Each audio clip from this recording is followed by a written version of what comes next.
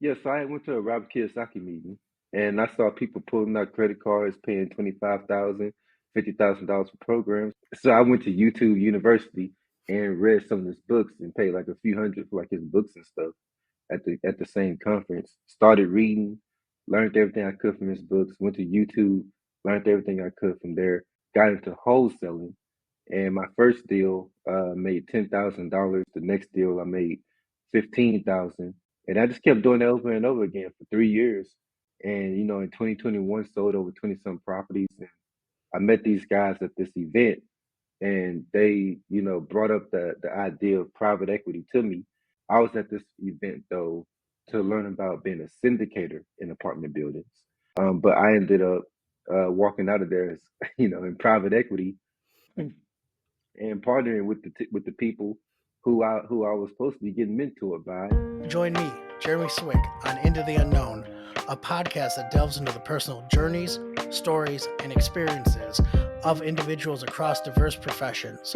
As a historian by trade, I firmly believe that our personal histories shape our present and offer valuable insights into our paths ahead. With that being said, let's get into it. On this episode of Into the Unknown, I am joined with my friend Joseph Kimbrough. How are you doing today, man? I'm doing great. How about yourself? I can't complain. It's another wonderful day in Wisconsin. I know you're down in Texas. How are those storms going out there? Did you have anything? So we did have a storm a few days ago. It was kind of light, but it did knock some trees down. Nowhere in my part, but it knocked some trees down. I feel you there, man. I feel you there. I always like to kick off the show and talk about the importance of networking. How do we know each other, man? So we met each other through Olivia. Yep. And with Olivia, man, she does such a great job. I work with her on a few different things, but one of the things is she always brings me interesting, unique guests, and I really appreciate that about her. Yeah, she's really cool. The how I met her was through our TEDx talk. Oh wow! So you guys go quite a ways back then. So we'll definitely jump into that. But I always like to also kick it off and just ask you, think about that comic book issue number one, your origin story. Who are you, man? Yes, so origin story, if I had to start from the beginning, I had to go with being growing up in the Dallas, Texas area, and then leaving school and going to college, but quickly realized that college wasn't my thing, and so I ended up going to the Marine Corps for 4 years.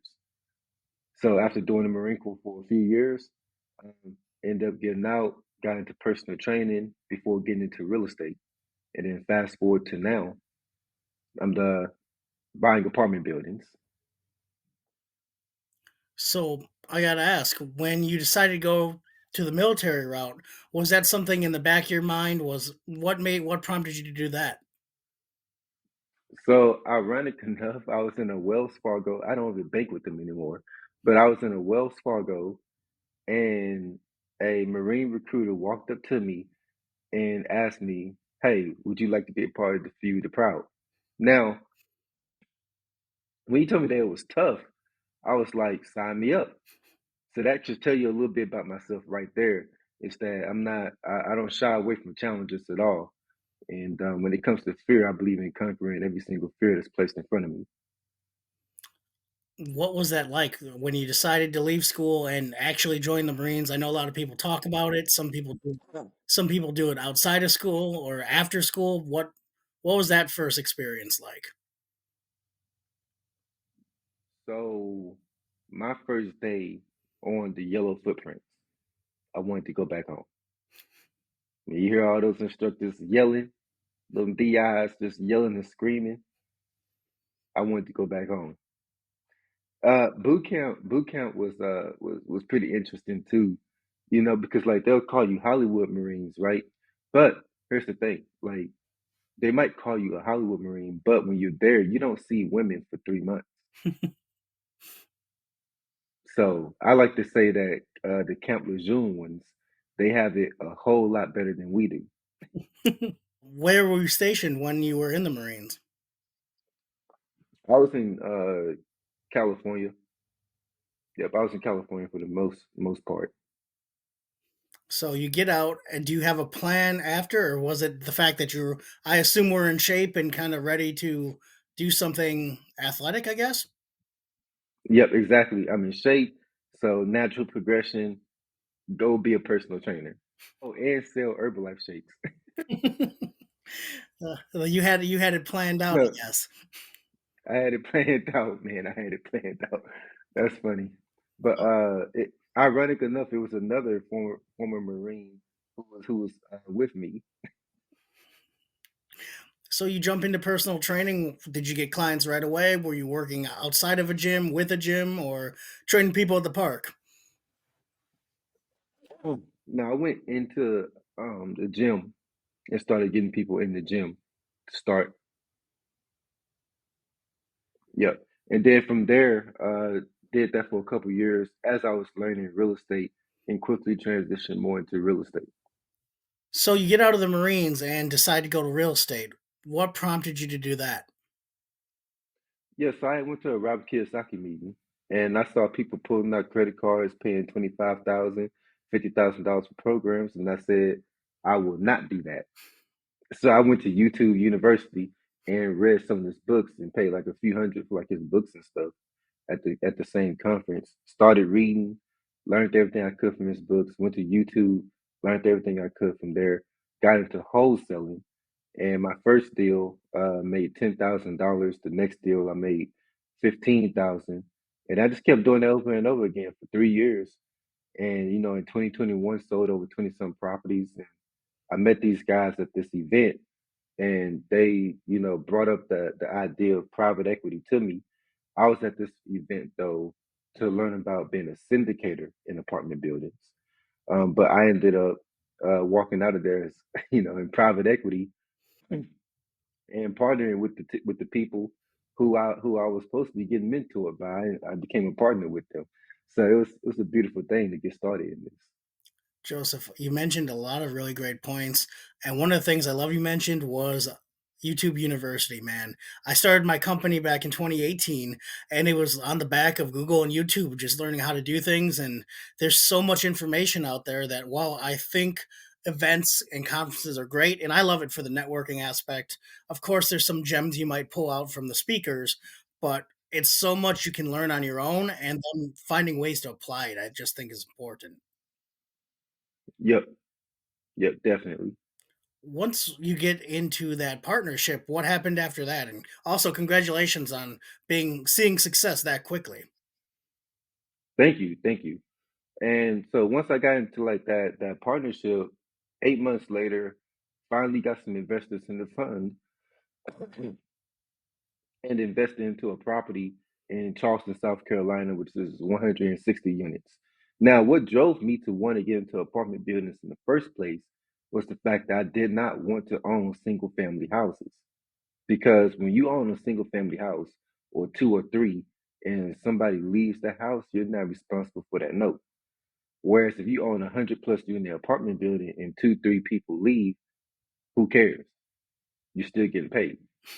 So when it comes to being having equity in something, apartment buildings made more sense to me because it was a safer investment than if I went out there and got two, three, four houses and was like, hey, let me put some renters in here.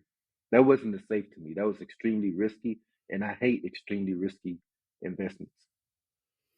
Growing up, did you learn a lot about investing, or was that something you learned along the way? I mean, growing up, I got to see my godparents talk about stuff like CDs. So that tells you how old they were. They were born like in like 1926 and 1924, 23. The man was. So, yes, they had their investment CDs and stuff. And my dad, he had his investments also. He owned two businesses and he owned real estate and land. And my sister, she still has acres of land today here in the Dallas Fort Worth area because of my dad. Wow. So it's impressive because I guess whether they taught you directly or at least it was in the atmosphere, it was, if not a complete part of your life, it was something you knew about or at least knew a little bit about, right? Yes, exactly. It was just very inspiring, especially hearing, The fact of hearing the fact that my dad was born in 1930. So to grow up like to be here in the US and build a business during the time of segregation, civil rights, and you still outperform people, like that's crazy work ethic. And so that was very inspiring for me. So, it's just for me that creates a no excuses type thing. Like if this man can build two businesses and own real estate and acres of land fighting through segregation and civil rights, what's my excuse to not? You see what I'm saying? So I have to go further.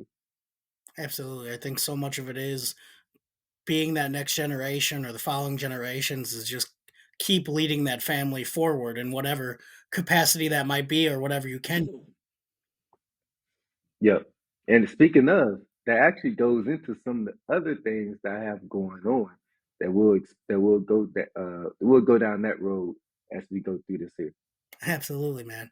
So, on everyone's journey, there's a chance they can go east, a chance they go west. You make a decision not knowing the outcome. Can you give me a time you kind of jumped and went for it? A time that I went and jumped for it, I would say the wholesaling because I was down to my last $3.68.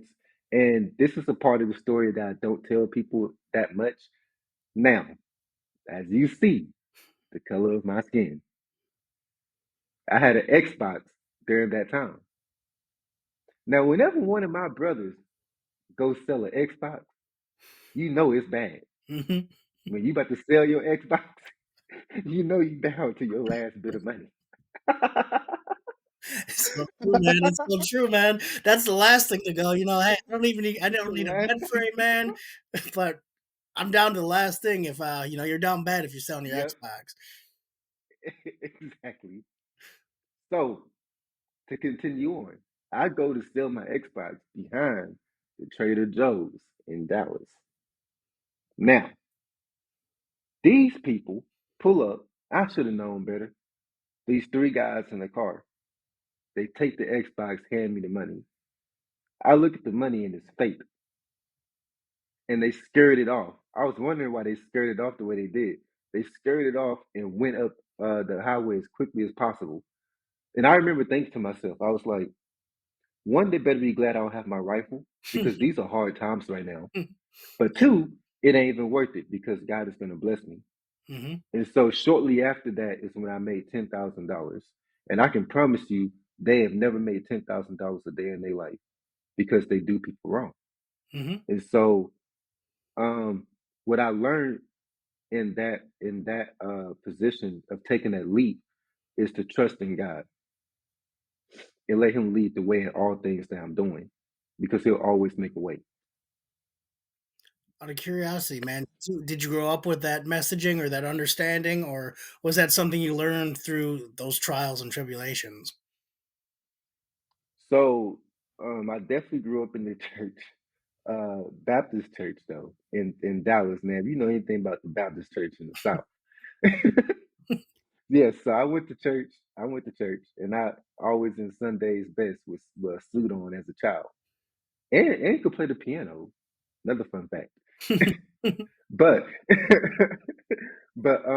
yeah, so I learned it just growing up, and then that faith was reinforced in through the actions that I took, whether through the Marine Corps, through high school playing basketball, whatever it was.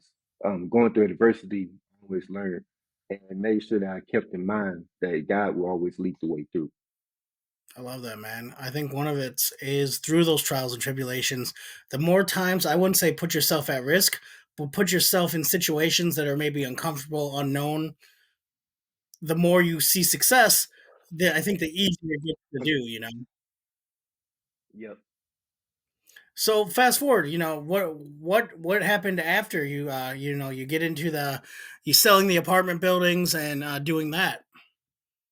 So now, actually, I don't sell the apartment buildings. Not yet, at least. I haven't went full cycle to sell one just yet. So currently, I've acquired three buildings, 160 units in Charleston, South Carolina, 432 in Phoenix, Arizona, and working on 240 in McKinney, Texas. I was gonna say, man. So Tell me a little bit more though about the TED Talk you had mentioned briefly. Yes, so the TED Talk I learned about through a friend of mine. She messaged me on Facebook asking if I wanted to do a TEDx talk. And so I said yes. I was thinking it was like a joke or whatever. And then she put me on the phone with the people. And I was like, I mean, like on the Zoom call with the people, they loved my story. And so next thing you know, I found myself getting prepped for a TEDx talk. Now, that was my first time speaking on stage. So I kid you not, before I got on stage, I downed an entire water bottle. That's how dry my mouth was. And then I got on stage, I spoke, and just projected confidence, just like I was told, like in the Marine Corps, with anything you do. Um, like basically keep your bearing. If you're gonna make a mistake, don't let them know you made a mistake. Keep your bearing. So just project that confidence, spoke, and when I got done, I kid you not, I had to go use that restroom. I believe it, man. I believe it. I think so much of public speaking, even if it's the first time you've done it, when you're sharing your story and it's your authentic story, I think it makes it a lot easier to share.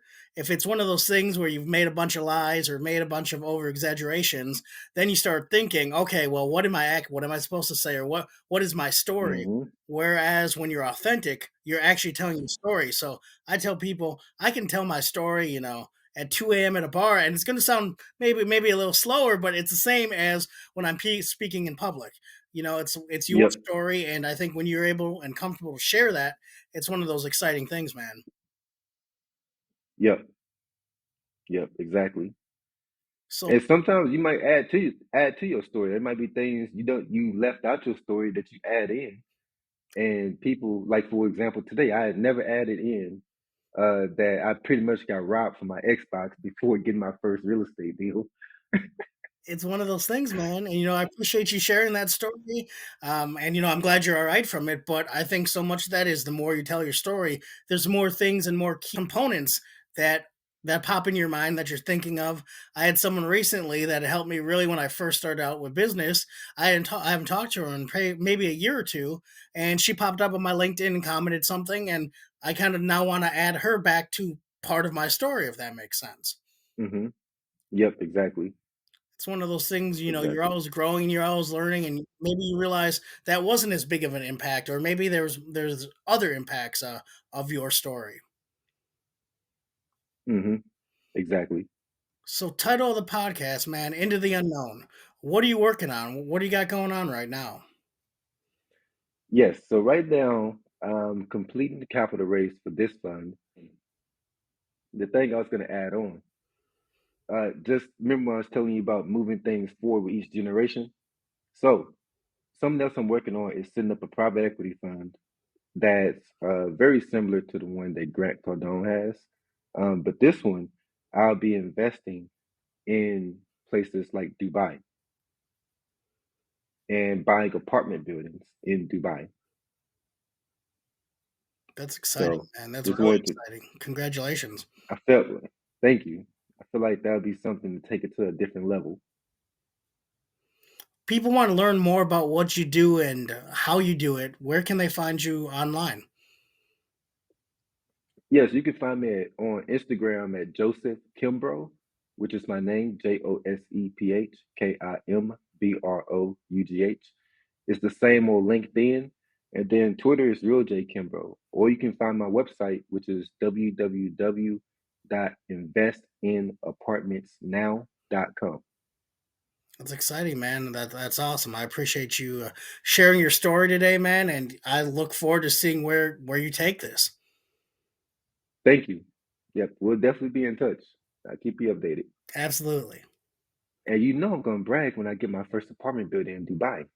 I can't wait, man. I'm looking forward, I'm looking through, and I'm looking for that second season. I can't wait to have some of my guests back on and see what they're up to, maybe how it's worked out or how it's changed, and maybe their next version of the unknown. Yep, We'll talk soon, exactly. man. We'll talk soon. That was another fun episode of Into the Unknown. I truly appreciate you taking the time to listen. And if it provides you any value or entertainment, I would love if you shared it with others, liked, subscribed, and really just help the podcast grow. Again, tell a friend, tell a foe, just anyone who might enjoy hearing some stories of people's own journeys and what got them to where they are today. Till next time.